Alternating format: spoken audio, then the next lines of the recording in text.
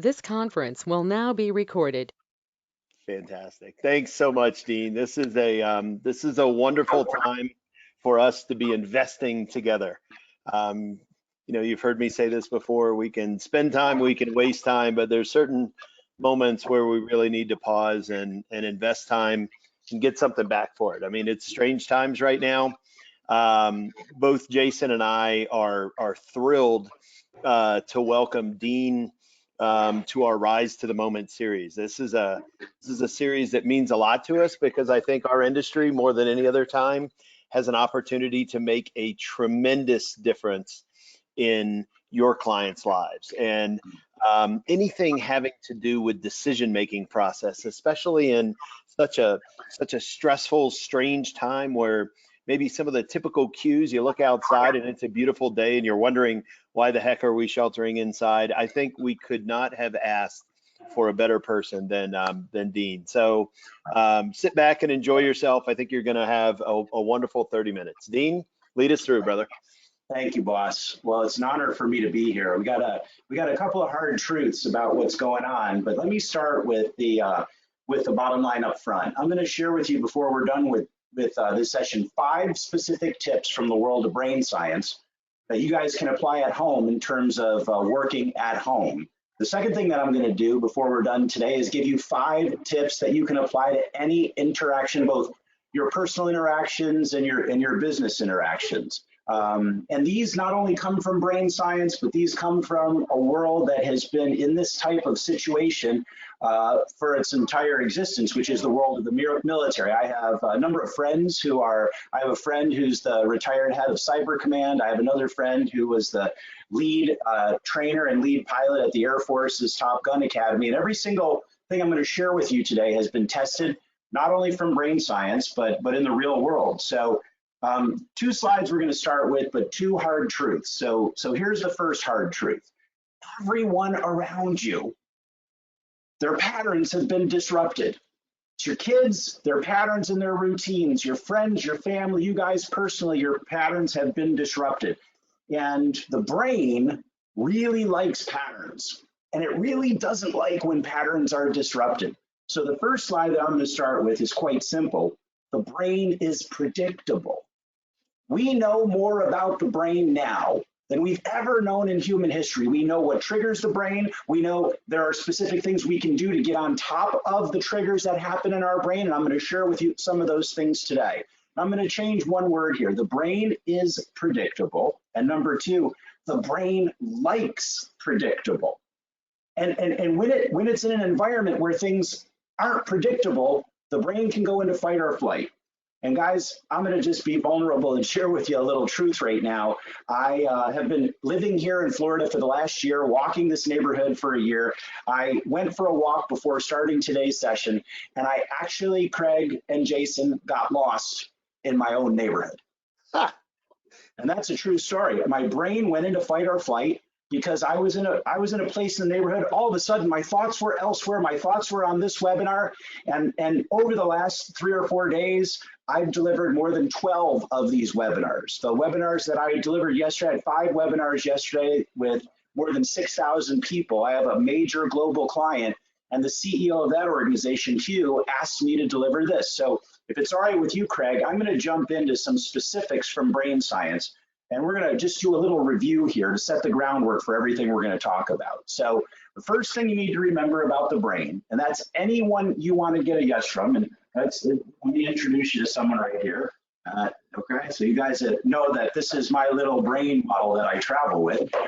If I were to take the brain out and open it up, which is what you see here on the screen, we actually have 2 parts of our brain that are involved in decision making. Actually, only one makes decisions, the other one slows down decisions, but both of them have 2 goals.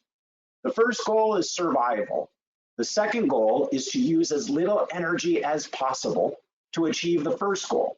So scientists call this friction, cognitive costs. The more something takes us to work on, the less likely we will be to survive. So the brain likes things that are simple. Once again, let me just put this up on the screen. 2 goals. We're laying the groundwork here for everything we're going to cover. Goal number 1, to keep you alive. specifically you and your children. That's number one. That's what everyone is focused on right now. Second goal, to use as little energy as possible in achieving the first goal. So guys, in today's environment, you need to understand that people are being triggered, in some cases, hundreds of times a day. Triggered, meaning they're going into fight or flight. Now, I have a little schematic of the brain here, and what I'm going to do is I'm going to walk you through the part of the brain that gets triggered when we go into fight or flight, and the part of the brain that we want to be living in, which is the part of the brain that we use for thinking. So I'm going to highlight the top part of the brain right now. This big, wrinkly, pinky mass that you see, this is called the neocortex. The neocortex is the part of the brain we use to think with. And the problem we have is when people go into fight or flight, they stop thinking, guys. And big mistakes happen. I'm seeing it happen throughout the day with emails that people are sending, with the way people are getting triggered. I'm seeing it happen within my family. I'm seeing it happen with my clients. I'm seeing it happen all around the world. We got to get back to the thinking part of our brain. Now, even this part of our brain likes shortcuts. And if you've been through any of my courses, you know that scientists call them cognitive biases. And there's more than 188 of these biases. Now, in my video workshop and the training that I deliver for clients like JW Cole and for all your associates, I refer to these as the magnets. So of the 7 magnets, which summarize those 188, I would like to just focus for a second, if I might. Craig, is it all right with you if I focus on just one of these cards to start with? Yeah, pick the one in the middle, pick nice. All right, let's do that, okay?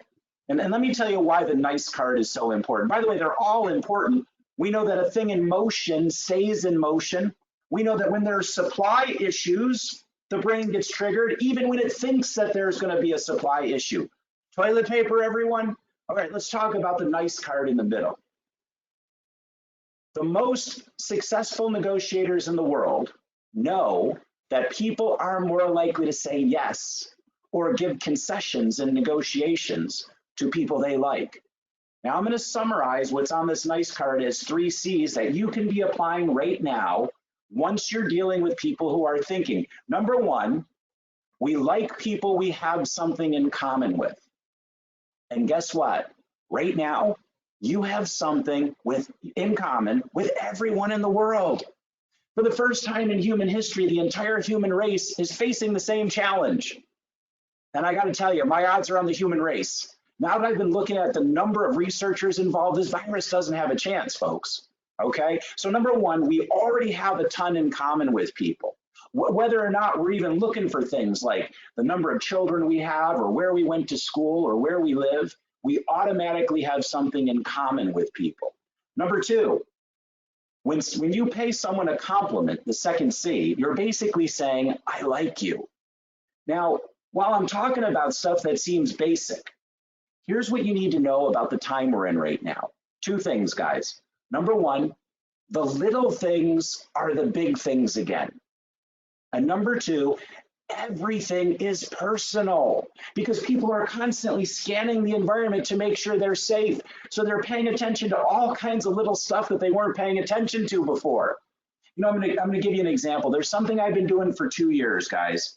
And this past week, it's had an entirely different effect, but I'm a bit of a social scientist. You know, my background is behavioral psychology and sales best practices and brain science, but I love to test new stuff. And for 2 years, I've been testing this. Anyone that I interact with, whether it's a flight attendant, whether it's someone in a restaurant, I look at their name and it goes like this: Craig, I'm Dino.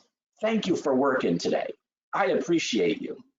Guys, I've been doing that for the last 2 years. And every time I've done it, they shake their head like you sprayed water in a puppy dog's face. And about 30% of the time, only 30% of the time, folks, when I said, thank you for working today, they go, no, thank you. I wouldn't have a job if it wasn't for you. You know what they were doing 70% of the time? Because everyone in America forgot the little things, guys. Everyone took stuff for granted.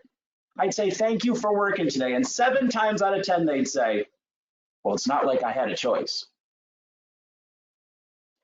I was in the Publix here, Craig, at the beach last week. And as I walked up on the counter, I saw her name was Francine. And as I was setting my vegetables out, I said, Miss Francine, my name's Dino. Thank you for working today. And she had a pepper of mine in one hand and a tomato in the other, and she stopped and she looked up at me, Craig, and she had tears in her eyes.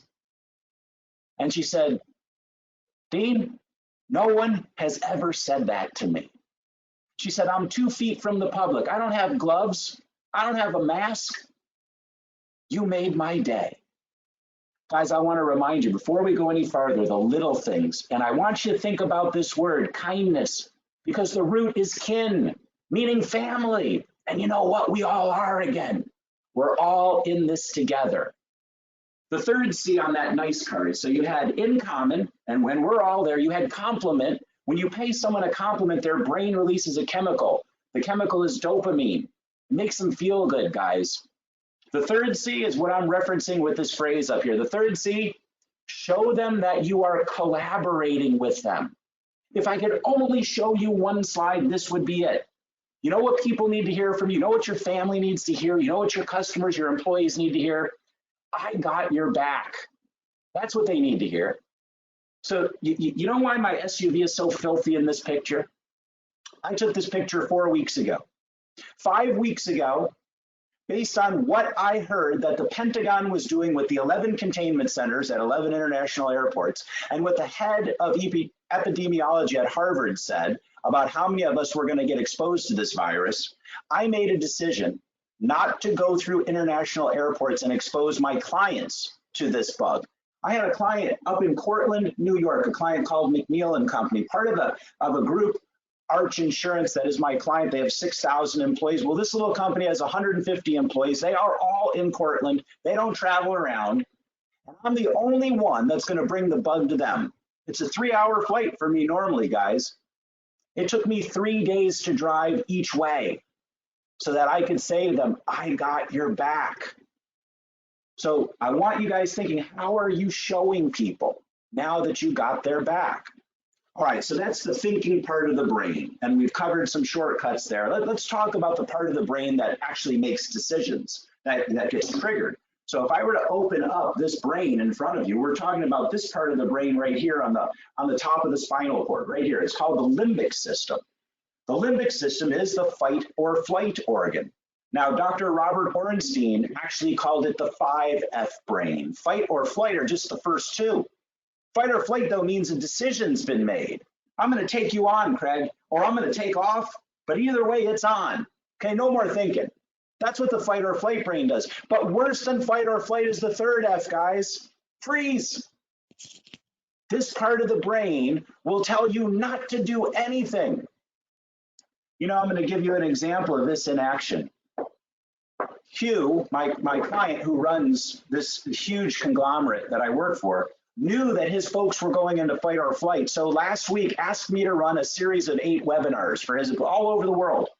His IT department did not want those webinars to happen because they were in fight or flight and they didn't want to introduce anything new.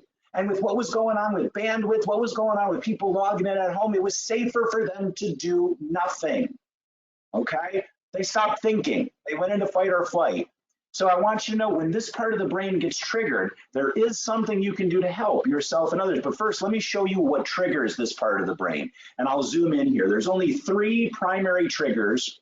And for those of you who have gone through my training or read my book, you know that the 3 triggers are alpha, delta, and video. Let's start with the first, alpha. First, most important thing that triggers the fight or flight brain is anything that has to do with our survival. The radio station, WIIFM. Everyone in the world is listening to that radio station right now. What's in it for me? They're thinking about themselves first. Are they safe? The second thing that triggers this part of the brain, the ancient Greek word delta, meaning difference, change. And it's in the brain's best interest for it to assume that any change in the environment is a saber-toothed tiger. Guess what? It's not saber-toothed tigers. We're not going to die right here in this moment on this webinar. In fact, none of you are going to die if I was late, if I couldn't get here when I got a little bit lost before I got here. None of us were going to die. But my brain thought there was a saber-toothed tiger chasing me around my neighborhood. All right, alpha, delta, and the third most important trigger. Remember that 90% of anything the brain does is process visual stimuli. Video is the ancient Latin word, which means to see and to understand. So I want you to keep in mind, information gets to everyone's brain 30 times faster through their eyes than through their ears. So 2 goals, survive and save energy. But that primitive part of the brain, right there on the top of the spinal cord, can be a problem. Because if we go into fight or flight, Craig, if we go into fight or flight, we can freeze. Now there's something that I can share with the group, and I want you to promise me you're going to share it with 2 people in the next 24 hours. Because if you promise me that you'll do that, you'll remember this. So Craig, are you still with me? Can everyone hear me okay? I am, brother. I'm writing it down so I can remind them. All right. For sure, we're right here. Here, thank you. Here's the 5 steps, guys. I want you to write down the word brain on a piece of paper right now, from top to bottom. I want you to write down B-R-A-I-N.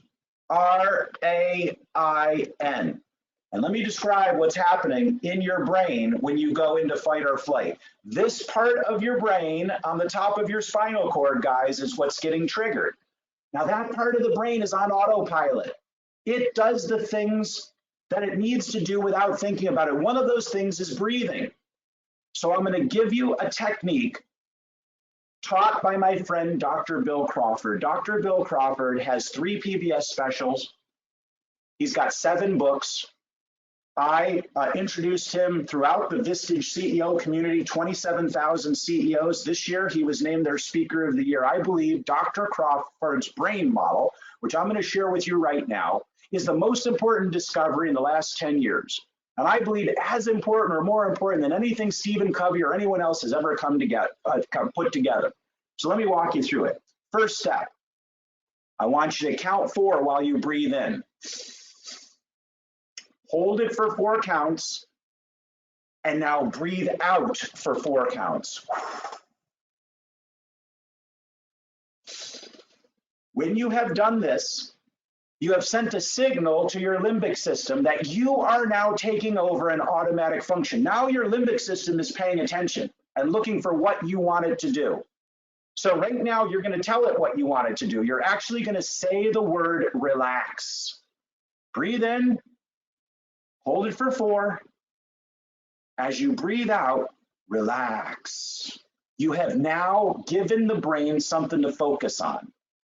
In that moment, you're going to ask yourself, what do I want to be feeling right now? When you do that, you have presented a higher level neocortex question to your system. And your brain will now go to work answering that question. What do I want to be feeling right now? Once you've done that, I want you to imagine a time when you have felt that way. So right now, I want to feel confident. I want to feel happy. I want to feel comfortable. I want to feel like I'm in Craig's office, that beautiful log cabin cave that he set up. And I want to pretend that we're all sitting around with our favorite drink in our hand, talking about our favorite books. That's where I am right now. And you know what I've just done? Now I have released the same chemicals in my brain that I had when I was in Craig's office with you guys.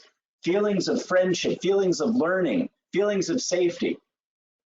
My daughter, you guys know I call Devin Birdie. My daughter suffers from a terrible anxiety. Dr. Bill Crawford had a series of Skype calls with my daughter and taught her this model. Folks, she uses it every single day. You guys can do the same. If you memorize this model, you can get yourself out of anxious moments in less than 8 seconds. All right, so Craig, with your permission, I'm going to jump into, now that we have the basics set up for the brain science, I'm going to jump into 5 tips for working at home. How's that sound? That's a winner. All right, so I've been working at home for 32 years, guys. Here's the truth now that you guys are all working at home. You ready? You're now always at work. That's the second hard truth on today's call. The first hard truth, everyone's life has been disrupted. Everyone's patterns are disrupted. Everyone's routines. Here's the second hard truth. You are always at work. So my first tip for you, first big tip here. If you got a door to your workspace, when you are done with your workday, shut that door. You're done. Because remember what I talked to you about visual processing? 90% of everything the brain does every day is not think, it processes visual stimuli. And Craig, the reason it's processing visual stimuli is to make sure you don't get hit in the face with stuff. So if you get hit in the face with work, you're going to be thinking about work. Guys, if you don't have a door to your workspace, take your work stuff and set it aside so that you don't see it. Now, second tip, also from the same category of visual processing, I want you to set some notepads up strategically in your house. I want you to set, the most important place I want you to set a notepad up is next to your bed. Because when thoughts are going through your head, you are going to continue to process that and think about it all night. And the way we now know you can get things out of your head is by handwriting. Handwriting imprints the brain. You guys have known this since you were kids, when your grandmother or your mom, before you went grocery shopping, told you to do what? Make a list. Well, guess what? When you made a list, you got it out of your brain. Now, you didn't even have to sometimes take that list out because you imprinted it, but you knew you didn't have to worry about it because you had that list. Well, it's the same thing here. Keep a notepad in your room, write it down, keep a couple notepads throughout the house. Folks, when you're with your loved one and a business idea or a question, put it in the notepad and go back to spending time with your loved one. When you're in your office and you're doing work and there's a thought about a loved one, put it on the notepad so you've got some places to come back to. Okay, third tip. Now, Craig, before I was a professional speaker, I had about a decade-long career of being a professional TO. Now, a TO is someone who takes over and closes a sale. Now, what we now, congenially call the call center world, when I was running a center in Los Angeles, it was the boiler room world. And in the boiler room that I ran, there were 50 sales folks. None of them were allowed to close a sale until they snapped their fingers and called the TO over. I was the only TO. Every one of my reps' desks had a mirror on it. Guys, I want you to listen to what happens to my voice. Here's my voice without me smiling. Now here's my voice with me smiling. You guys can actually hear the chemical change even if you weren't seeing me. The muscles in our face actually tell our brain what chemicals to release. When we smile, we're actually releasing those lobster feel-good chemicals that we talked about when I was with you guys in Denver. Those victory chemicals, that gets released when we smile. So I want you to set a mirror up around your workspace, especially if you're talking on the phone with people.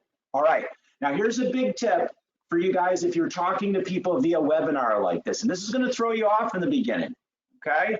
You got to look at the camera. Right now, I'm looking at the camera. I'm not looking at the video. I'm not, because you guys want to know I'm talking to you. And it's weird when you do it for the first time. I get it. But if you want to be connecting with people on a Skype call, on a Zoom call, look directly into the camera.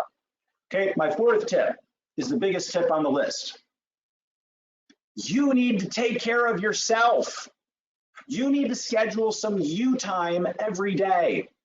And it's so important, I want you to give it an appointment. I want you to put it in your calendar and block time out for yourself. Because if you don't do that, you are going to get used up so quick, it's going to make your head spin. Especially if you've never worked at home before. My dad was here visiting last week. He was here in Florida. Pop was 32 years at IBM. If you can imagine, basically Tony Soprano in a blue suit. A more handsome Tony Soprano, but you got the image of what my pop's like. I hear my door open because my dad's coming over for a walk. Now, he's not knocking. He does, he comes right in. And as he walks in my house, he says, "Dino, did you get all your work done for the day?" And I started laughing. I said, "Pop, there will never be a day when I have got all my work done. There is no end for us. When we're in business for ourselves, there is no end for us when we work at home. The only end is when we say, that's it." So schedule time for yourself, guys. You gotta keep yourself strong now so you can be strong for the people who need you. I have dozens of friends that own businesses. I have dozens of friends, several of them this week, sadly, are letting all their employees go. These guys are in distress. These women are in distress. They're asking me to coach and help them. Guess what? I want to. But if I don't take care of myself, my entire day is going to be involved helping them. And in the end, I'm going to get hurt. All right. Next tip, cues, routines. What do I mean by this? The brain responds to stimuli. Stimuli we can control and call it a cue, something we set up in our environment. And instead of a stimulus and a response, if there's a cue, we can drive a routine around it. Guys, the brain is constantly scanning the environment, looking for cues. It's looking for shortcuts, triggers, patterns. When you do something repeatedly, it becomes a routine. So I want you to make a list of the healthy routines you want to start creating. You know, Jason, if it's exercise, there's a routine that you and I can set up and some specific visual cues for you and I, because you and I are going to come out of this looking like Craig. We're going to come out of this looking like movie stars. Okay? I'll give you an example of a couple of cues. I want to drink more water, guys. I took this picture yesterday morning. Water is critical for keeping us out of anxiety, out of fight or flight. There's a table that I have to walk by between my office and my living space. On that marble top, I have a bunch of stones and I have a glass of water. Every time I see that there's a full glass of water, I pick it up and I grab one of those stones, and the cue is a full glass of water. My routine is to drink it. My reward is I think about one of these words. It might be freedom, it might be faith, it might be friendship, commitment, but I think about one of those words and I set that rock over to the right. But before I walk away, I fill that glass up again. If there aren't 8 stones over there and there's a full glass, it means I haven't drunk enough water. Now, guys, I'm not going to tell you that I'm drinking 8 ounce glasses a day, but I am drinking 6 or 7. And for a guy who used to go from basically coffee to bourbon without drinking anything else, this is a good change. Create a space for yourself, guys. You got a month, you got 6, who knows how long this could be. It could be done in a month, it could be 18 months, but you can come out of this stronger and better than when you came in. So we got about 5 or 6 minutes left here. And based on the background I've given, Craig, can I give the 5 tips for how we're interacting with folks now? Yeah, please do. All right. So number 1, this comes out of the military as well. Risk is 3 times as powerful as reward. Okay, now I'm going to go through all 5 quick, but let me give you an exercise that you guys will remember from my training. When you're interacting with anyone now, I want you to ask 3 questions. Number 1, what do I know about them? Number 2, do they see me as safe or risky? And number 3, how can I eliminate their risk? You don't want to add to their risk now, you want to eliminate their risk. Okay, second tip. The military, when they send communications, they have this term, bluff. It means bottom line up front. Remember that the human brain gets triggered at the beginning and end of anything, the beginning of a call, the beginning of a meeting, the beginning of a webinar, the beginning of an email, the brain sparks. So bottom line up front. Read it before you send it, find the most important part, make that your subject line. Third shortcut. Craig, you'll hear in the movies, or I don't know, Craig, were you in the military? I was not, but I have heard it in the movies. Well, you and I have that in common, but my friends who are in the military, and when I see folks in the military, they go, hoo-ah! You know what hoo-ah means? Heard, understood, and acknowledged. You know what that shortcut says to people? They're looking for a shortcut. You may be too busy to completely follow up. You may be too busy to get them exactly the answer they want, but they want to know that you got it. So be responsive to people quickly. Heard, understood, acknowledged. Send them a quick note. Let them know when you're going to follow up if you can't get it through now. Fourth tip, WWDD. At the end of any day, at the end of a coaching session, ask yourself the same thing the military asks after anything, after a sortie, after an operation. They do an after-action review that has 2 components. What went well, and what are we going to do different? When you're focusing on the did wells, guys, you're actually paying your team a compliment. Last one here, in the last 30 seconds, remember the power of visuals. Information gets to the brain 30 times faster through the eyes than through the ears. And 90% of everything your brain does all day isn't think, it's processing visual stimuli. So don't show things to people. I'm sorry, I said it wrong.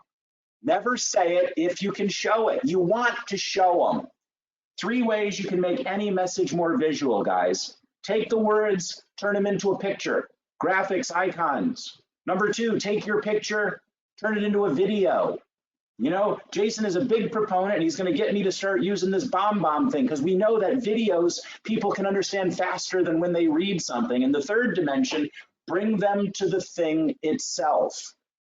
All right, so Craig, we're on the last slide here. Before I close up with my final slide, is there anything you'd like to say to the group before I give them my final slide and my final thoughts for the day?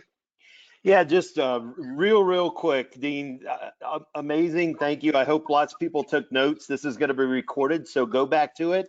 But these are real workable things that you can use. I mean, simple things like the mirror, simple things like what you're doing at home. You know, learn them, spread the word. I know there's a bunch of people on this call that work for us. So there's a bunch of people on this call that are our business partners, and we want you to spread this word. And before Dean does his last thing, and it's not patronizing, thank you, Dean, for reminding me of this. I just want to say thank you genuinely, like you did to that sweet lady at Publix. For those of you that don't know, Publix is our local grocery store around Florida in the South. But thank each of you for working, for showing up today, for those of you that are investing, taking care of our clients in the field, and those of us that are processing stuff for JW Cole, man. I'm honored to be working with you. So Dino, it's all you. So are we, brother. So here's the interesting thing. You guys have seen my favorite visual before. The statue is by an artist who's become a friend of mine. Her name is Bobby Carlisle. Now, she called the statue Self-Made Man because she says he's carving himself out of a block of granite. You know what, guys, I'm seeing that statue differently this week. He's revealing himself to us. He's showing us who he is. During this time, you are going to be revealing who you are to your customers, to your employees, to your family. You know, here's what I'll tell you. Here's what we know about great things, and here's what we know about tragedies. They bring out who we are. If you win the lottery and you're a jerk, well, guess what? You're going to be an even bigger jerk because now you got money. If you win the lottery and you're a good person, well, now you have the means to be an even better person. And it's the same thing right now. This is a time, I believe, when legends are going to be created based on how people respond to this. So I just want to say this. Connect your values to your behavior. And that's how you're going to optimize your client's experience. And we're going to remember it was the best of times, it was the worst of times, but it was what we made of it. Thank you for letting me contribute today. Craig and Jason, thank you so much. I'm going to stop the recording right now in 3, 2, 1.